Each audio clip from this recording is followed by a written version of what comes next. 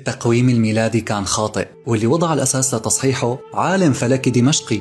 في القرن الرابع عشر ولد علاء الدين بن الشاطر، وكان مؤقتا ورئيسا للمؤذنين في الجامع الأموي، لكنه تحول إلى أعظم عالم فلكي في عصره. ابتكر ساعات شمسية وأدوات رصد غير مسبوقة ليحسب الزمن والفصول بدقة فائقة.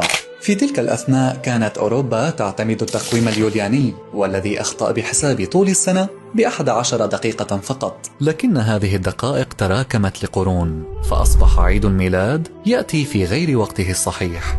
وابن الشاطر بأرصاده من دمشق عام 1365 حدد طول السنة وزاوية ميل البروج وحركة الكواكب بدقة أعادت الحسابات إلى مسارها الصحيح بمقدار 10 أيام. انتقل نموذج ابن الشاطر لأوروبا في عصر النهضة عبر الترجمات، وبعد قرنين من الزمن ظهر كوبرنيكوس بنفس النظريات تقريبا. فاستند علماء الفاتيكان على هذه الحسابات عام 1582 لإصلاح التقويم وصياغة التقويم الغريغوري يلي منستخدمه ليومنا هاد. مين كان يتخيل أنه من الجامع الأموي بدمشق رح تنولد الحسابات يلي تصحح التاريخ؟